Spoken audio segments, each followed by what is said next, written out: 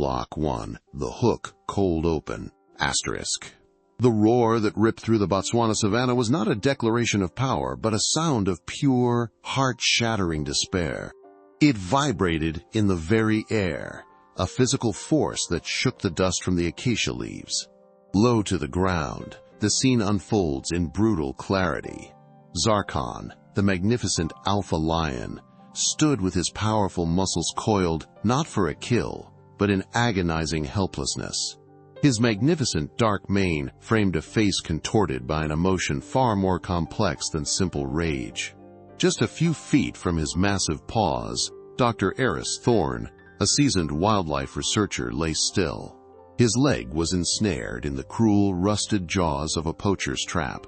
The steel, a cold, unforgiving contrast to the warm, living earth. The searing pain was a distant drumbeat against the thunder of his own terrified heart. Zarkon's gaze, however, wasn't fixed on the immediate threat the man might represent. His amber eyes, usually burning with regal authority, flickered past Eris to a spot just beyond. There, his mate, Nala, was also caught, her breath coming in shallow, exhausted pants as the strain of her own predicament intensified. Her life, and the lives of the cubs she carried, were fading with the setting sun. The lion's chest heaved, a storm of instinct and desperation warring within him. He was the king of this domain, a being of immense strength, yet he was utterly powerless against the cold, unyielding metal that held his entire world captive. He felt a profound, soul-crushing failure that no creature of his stature was ever meant to endure. It was then that the impossible happened. Zarkon slowly turned his massive head, his gaze locking directly onto the fallen researcher. Eris, his mind reeling from pain and disbelief, braced for the inevitable. He had dedicated his life to understanding these animals, but every instinct screamed that this was the end. He was injured, weak, and directly in the path of a stressed alpha predator. Yet, as he looked into the lion's eyes, he saw no malice. There was no predatory gleam, no territorial fury. Instead, he saw a raw, intelligent, and unmistakable plea. It was a look that transcended the barrier between species, a silent communication of shared catastrophe and a desperate need for an ally. The great beast took a heavy, deliberate step toward him, the dust puffing up around his paws. The air grew thick with a tension that was almost suffocating. Every law of nature, every rule of survival Eris had ever studied, dictated that this moment could only end in violence. The protector of the pride was faced with an intruder at his most vulnerable moment. Yet the lion's movements were not of aggression, but of a grim, earth-shattering purpose that Eris could not yet comprehend. The king of the savannah was about to break every rule he had ever lived by, but to understand how they arrived at this precipice of impossible choices, we must rewind to the quiet moments just before the world fell apart. Block 2. The context. Hours earlier, the world was painted in the soft, forgiving light of dawn. From the quiet solitude of his Land Rover, parked a respectful distance away under a sprawling marula tree, Eris had watched Zarkon's pride awaken. For weeks, this had been his ritual, a sacred communion. He wasn't just a scientist collecting data, he was a silent witness to a kingdom. He'd come to admire the profound dignity with which Zarkon ruled, not with overt aggression, but with a steady, solemn vigilance that reassured his family. Eris's focus was often on Nala, her belly swollen with new life, her movements growing more deliberate. He felt a deep, almost paternal ache of concern for her, a profound respect for the wild king, who protected her so completely, never imagining their two worlds were on a collision course with tragedy. From his vantage point on a sun-drenched rock, Zarkon had long ago classified the man and his metal shell. He was not a threat. Unlike the loud, fast-moving vehicles that occasionally sped along the distant park roads smelling of haste and ignorance, this one was a constant, quiet presence. The man inside it moved slowly, never approaching too closely, and his scent carried no trace of the sharp, metallic tang of a weapon. Zarkon had observed him for many sunrises. Noting the man's gaze was often soft, especially when it fell upon Nala and the cubs. In the lion's ancient, instinctual mind, the human registered not as an intruder, but as a strange, harmless feature of his territory. like an oddly shaped boulder that simply watched. Their unspoken understanding had been solidified a week prior. A reckless, clumsy cub, full of misplaced bravado, had tumbled too close to the researcher's vehicle. Eris had frozen instantly, lowering his long lens with a deliberate, non-threatening slowness. He didn't even breathe. Zarkon had risen, a low rumble building in his chest, every muscle ready to spring. But he saw the man's stillness, the complete absence of predatory intent. Eris simply waited, a silent statue of respect. Acknowledging the gesture, Zarkon let out a soft chuff, a sound of dismissal, and the cub, heeding the command, bounded back to its mother. In that moment, a bridge was built, a fragile, invisible structure of mutual respect between two very different beings.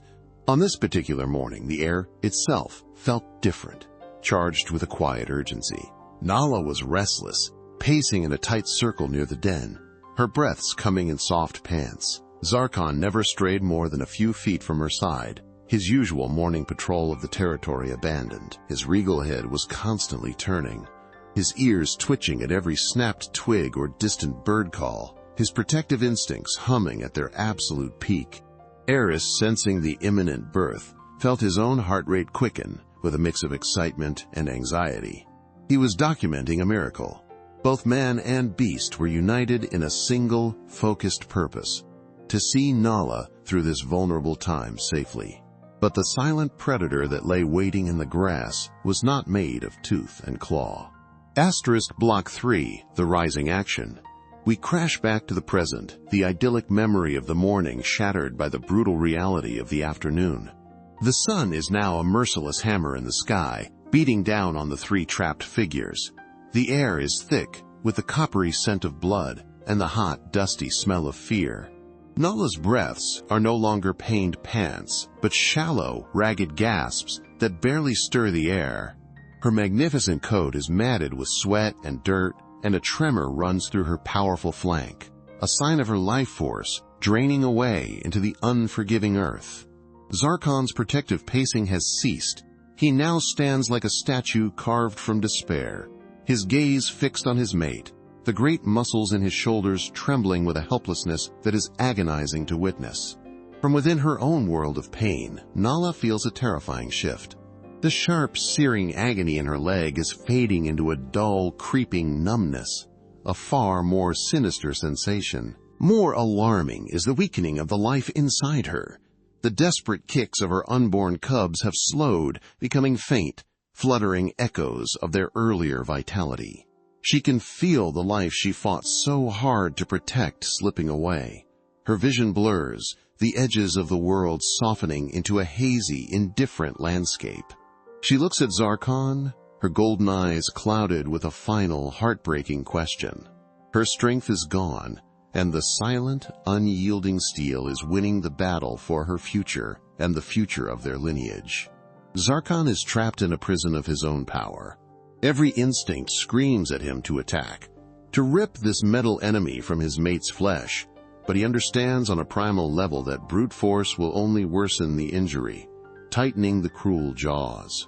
He lets out a low, guttural moan that is not a roar but a sound of pure torment.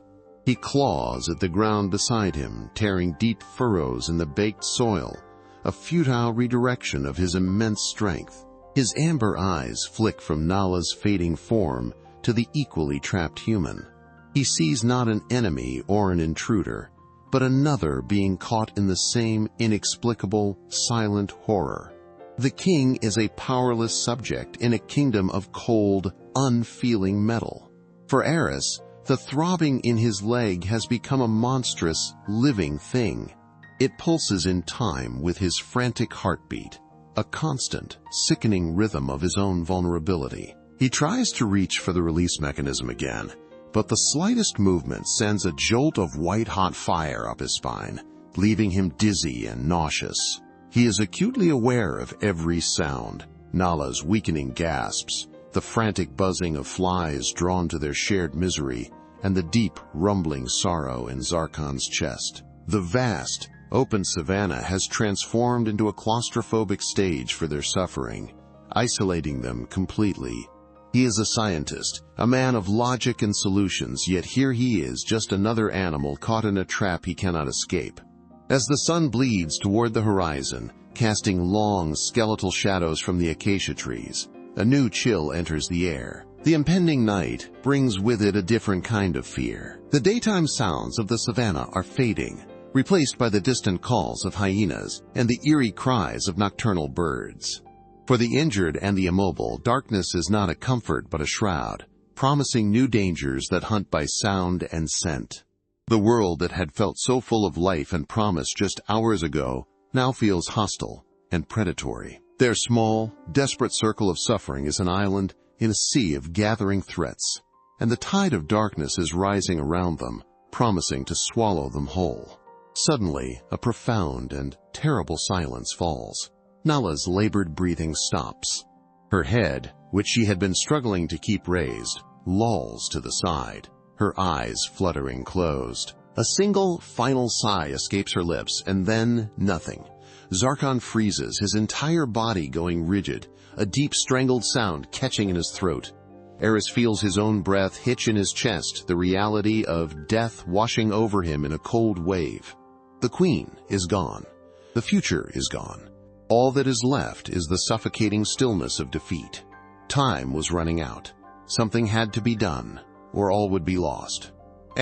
Block 4, the turning point. The silence that followed Nala's last breath was more terrifying than any roar. It was a vacuum, pulling all life and hope from the savannah. For a long, stretched moment, Zarkon was a creature turned to stone, a monument of grief against the dying light. His great heart, which had beat with the rhythm of a king, seemed to stop. But then, deep within that abyss of loss, something flickered. It was a spark of defiance, an ancient fire that refused to be extinguished by despair. His amber eyes, which had been clouded with sorrow, suddenly sharpened, clearing with a terrifying and absolute focus. He was no longer just a grieving mate. He was a king faced with an enemy he couldn't claw or bite, and he was about to make a choice that would rewrite the laws of his world. His massive head swiveled, the movement slow and deliberate, turning away from his fallen queen to fix his gaze directly on Eris. The man, trapped in his own bubble of pain and fear, felt the weight of that look as a physical force. He expected a storm of redirected fury, a final violent end. But what he saw in the lion's eyes was not rage. It was a cold, calculating intelligence, an astonishing clarity. Zarkon's mind, a tapestry of instinct and experience, was processing the impossible equation. He saw not a man, but a being with opposable thumbs, a creature capable of manipulating the world in ways he could not. The source of their shared suffering was the metal, and the man was the only one who might understand its secrets. Then he moved. One massive paw lifted, hesitated for a fraction of a second, and then came down with a soft thud on the baked earth, raising a small puff of dust. He took another step, and then another, closing the distance between them not with the speed of a predator, but with the solemn gravity of a diplomat approaching a foreign power. Every instinct in Eris's body screamed for him to recoil, but he was pinned, a helpless observer to this unprecedented event. The air crackled with a tension that was no longer about predator and prey. It was about something new, something that had never happened before under the African sun. The king of the savannah was breaking his own sacred laws of engagement, walking a path no lion had ever dared to walk before. Zarkon stopped just inches from Eris's trapped form, so close the man could feel the heat radiating from his body and smell the wild, earthy scent of his fur. The lion lowered his great head, his mane a dark curtain around his face, until his golden eyes were level with the terrified man's. He let out a low, vibrating rumble, a sound that was not a growl but a complex vocalization of urgency and intent.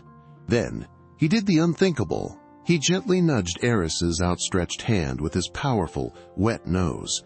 It was a deliberate touch, a clear and undeniable message. The plea was no longer silent. What happened next would forge an alliance that defied all logic and nature itself. The world seemed to contract to the single point of contact between man and beast. Eris felt the rough, damp texture of Zarkon's nose against his skin, a shocking, intimate touch that short-circuited all his fear. In that moment, the pain in his leg became a distant echo, replaced by a wave of profound, crystalline understanding. He was not looking at a wild animal. He was communicating with a desperate father and a grieving husband. The lion's eyes held no deception, only a raw, intelligent plea that transcended 1,000,000 years of evolution. Time slowed to a crawl, each dust mote hanging suspended in the amber light.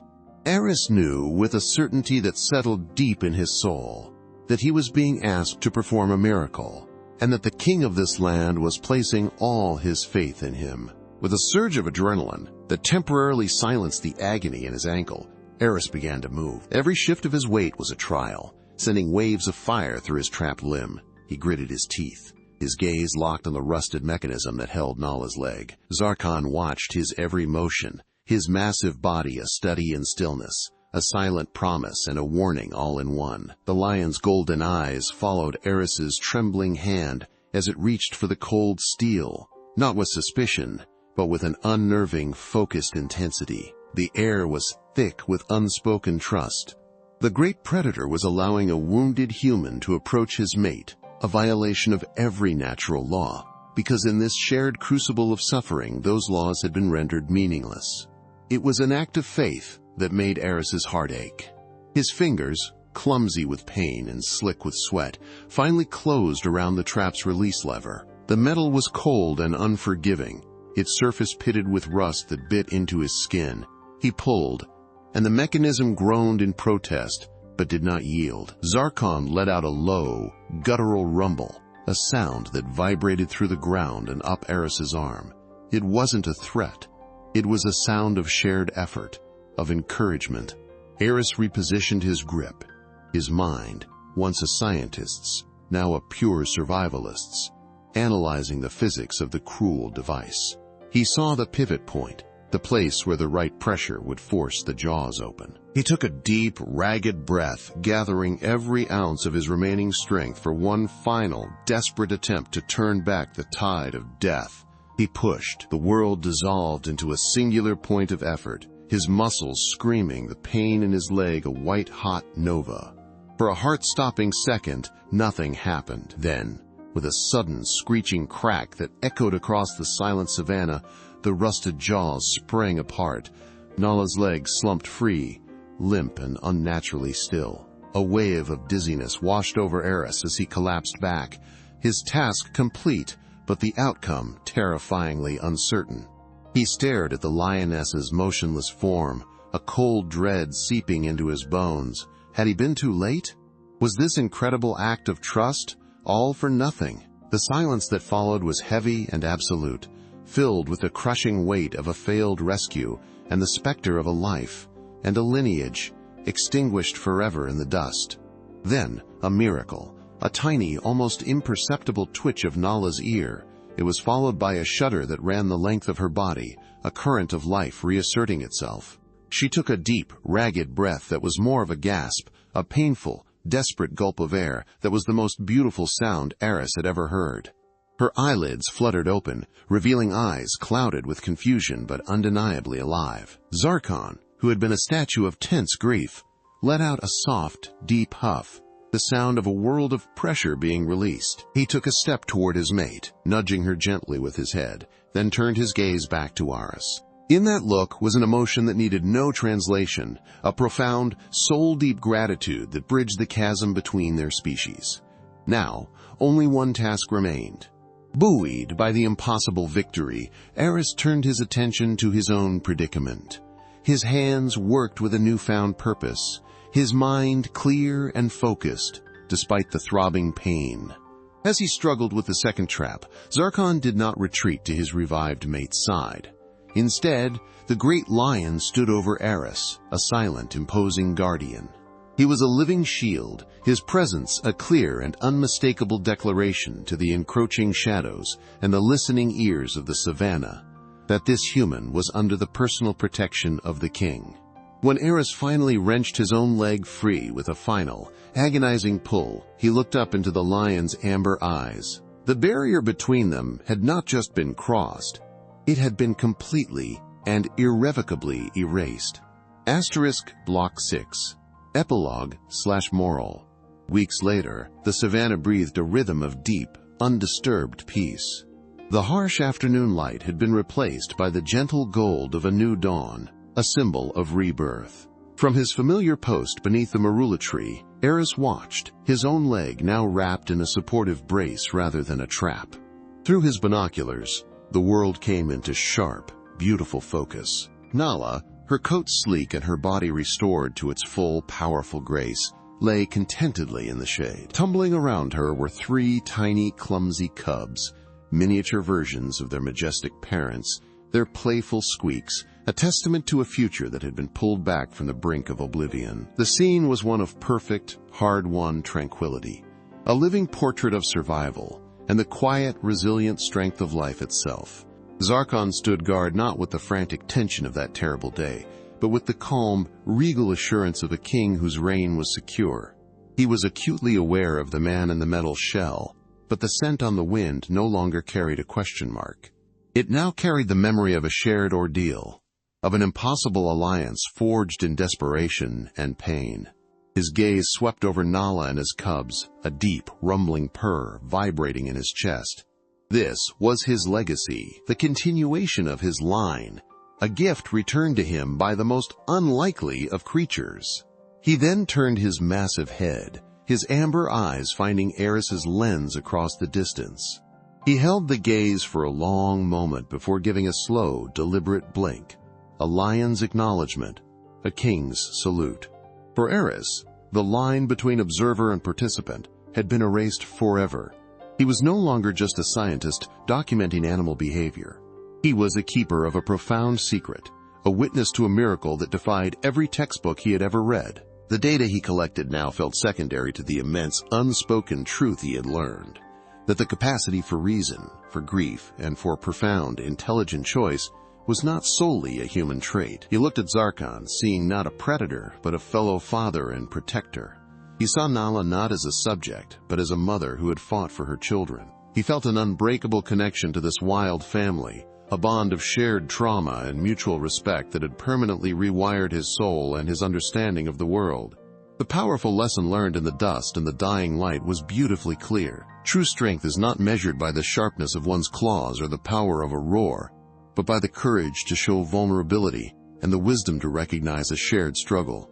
In the face of suffering, the barriers between species crumble, revealing a universal language of empathy that all hearts can understand. Compassion is not a human invention. It is the most potent and wild instinct of all, a force that can unite a king and a commoner under the same African sun. Do you also believe that animals can teach us about love? Share your story and subscribe for more moments that restore faith.